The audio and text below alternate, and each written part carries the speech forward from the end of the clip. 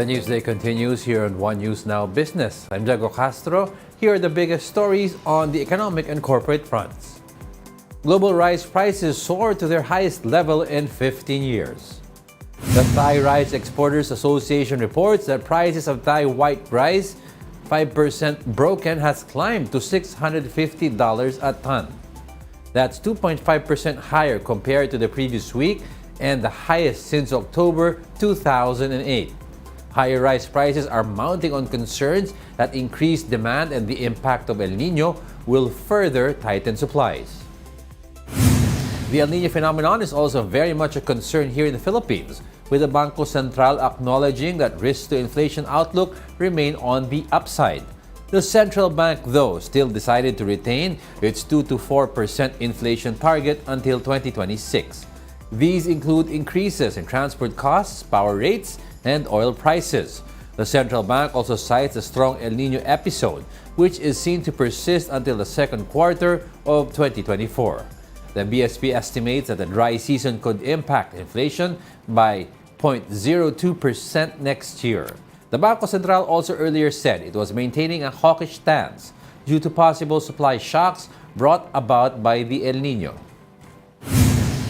Meanwhile, the World Bank warns that persisting El Niño could lead to a surge in rice imports in the Philippines, as the dry season is seen to dampen agricultural production.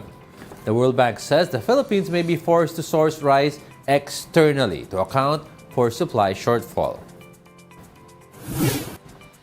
Let's talk about these inflation risks going into 2024. Joining us on the show is Mike Ricafort, Chief Economist at RCBC. Good morning, Sir Mike. Thank you very much for joining us again.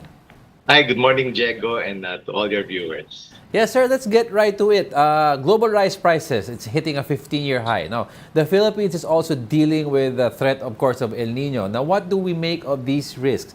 Is this something to be concerned about?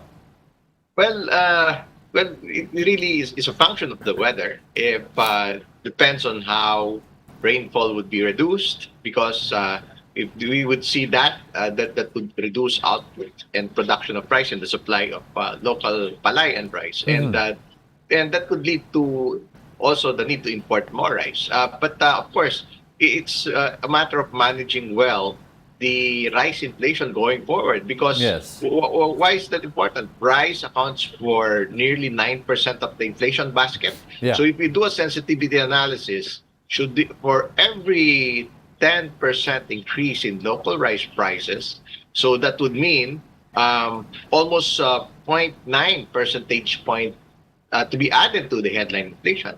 Okay. For example, now inflation was already at the 1.5 year, slowest in 1.5 years at 4.1% in November, and it's still likely by December to be around 4%, or already meeting the BSP's inflation target of 2 to 4%. Yes, and yes. by first quarter, the critical months, inflation is because of the high base effects. If things remain similar, like global oil prices remain relatively low among 5-month lows, and inflation could be around 3% or even less than 3% by January to February. But the thing is, if rice prices start to go up, that would be the simulation. Every 10%, you have to add almost 100 basis points over headline inflation, Jacob. Yeah, let's talk about, sir, yung 2024. You were mentioning, of course, the risks of El Niño, the effect of the prices of rice. Now, with all of these concerns put together, what then do you think would be the target for 2024, the inflation target? It's possible, Diego, as mentioned earlier, if oil prices remain relatively lower among 5-month lows recently, and if price inflation would be controlled, because these are the two major catalysts for inflation, especially in the second half of the year. So there's a chance that 2024, the average could be less than 4%.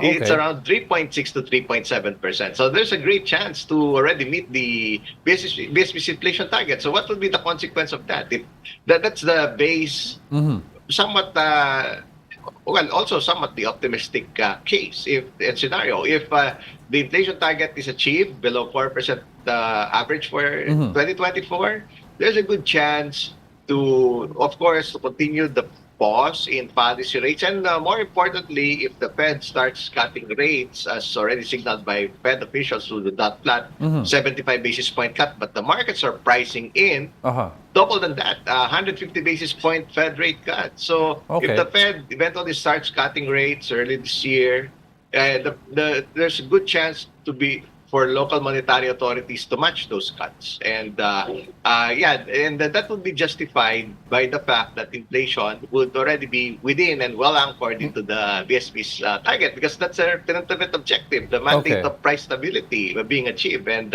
of course, there's a need now, there would be greater leeway and flexibility to cut rates, Uh-huh. enable to stimulate and spur greater economic growth and activities. Yeah, speaking of stimulating economic load and activity, sir, let's talk about GDP. Now, the Development Budget Coordination Committee has narrowed next year's GDP growth target to 6.5% to 7.5% from the 6.5 to 8% previously. But they kept this year's goal to at 6 to 7%. Now, one economist called this meager. Would you agree with this assessment? Well, if we look at the facts, the at least 6 to 6.5% GDP growth Yeah. would still be possible for Okay. starting next year and also for the coming years due to the improved demographics. So I think it's rational, and it's something that's achievable, at least 6 to 6.5%. And there could even be surprises. Even we still have yet to see the fourth quarter GDP figures. So we might be surprised on the upside as well. Uh-huh. The target of at least 6% for 2023. Well, it could be nearer than that. That's still within striking distance, so to speak. Especially now that we have very much favorable demographics. The Philippines, we have been one of the fastest growing economies for quite some time already. In fact, prior to the pandemic, Uh-huh. from 2012 to 2020, our average growth has been at least 6% because Yes. we already achieved the demographic sweet spot or demographic dividend since 2015. And we're coming from a low base on Uh-huh. a per capita income basis, more than Yeah. $3,000. Compared to our neighbors, they are already coming from a high base. So that doesn't come as a surprise. And Okay. it's now the moment of the Philippines to really shine, and because of the favorable demographics, meaning majority of the population of 110 million, that's the 12th largest in the world, Yes. majority of that is already working age, or more than 50 million Filipinos. Yes, So yes. imagine there will be more people with incomes, with earnings, and with spending power. Average age is less than 25 years old. And of course, young population, they would start families, they would purchase vehicles, purchase homes, they would spend, they would travel, they would invest, and so on. That's with the foreseeable future. We're one of the last economies to do so, to achieve Uh-huh. that demographic sweet spot. That's why we have seen the Asian miracle, like Japan was 50 Yes. years earlier, Hong Kong and Singapore 40 years earlier, China was like 30 years earlier, other ASEAN countries were 10 to 20 years earlier. So now it's the time of the Philippines to really shine on that. And for the coming years, for the next 5, 10 or so years, at least 6% growth would be very much possible, because the country is moving towards the middle income Yes. status that would be achieved in the next couple of But sir, let's years. talk about 2023 and 2024. Now, for 2023, do you think this holiday spending that's been happening, and will continue until at least the first week of January, is that enough to boost significant growth? Can we still be surprised? And for 2024, what would be then your forecast? Yeah, that's true, Diego. The holiday spending now, no more restrictions Uh-huh. officially. I mean, the country didn't have large lockdowns since last year. Uh-huh. So other than the holiday spending, of course, we see continued recovery in many businesses and industries like tourism.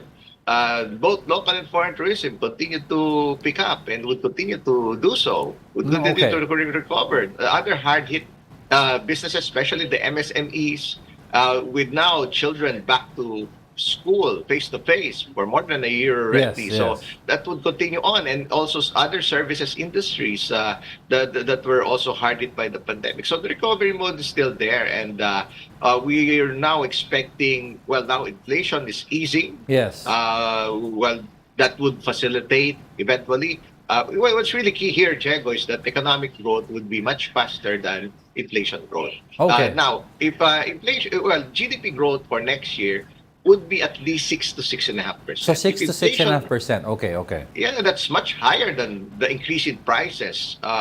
Possibly the lowest would be 3.6 to 3.7, or let's say it's still below the 4% inflation target by the BSP. So there you go. There's still great chance for recovery. And of course, it would mean more people in the country with Uh-huh. faster income growth. They would have greater leeway to boost consumer spending, which accounts for at least 72% of the economy, somewhere between 72 Yes, to yes. 74% of the economy. So, yeah, all systems go, Diego. And the possible rate cuts by the Fed, if Yes. followed locally, that would also help stimulate more investments, more jobs, and more borrowings by consumers, by businesses, by Yeah. industries, and also by the government. That would, and of course, government spending would be key also. National budget, that's 9.5% Yes. higher.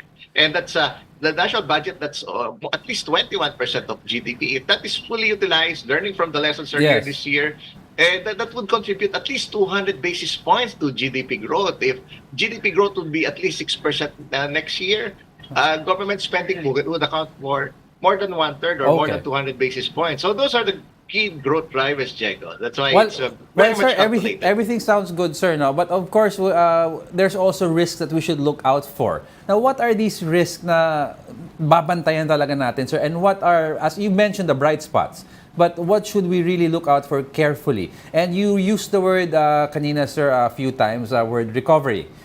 So, are you saying next year we'll still be in recovery mode, or do you think it's all out, full steam ahead progress na?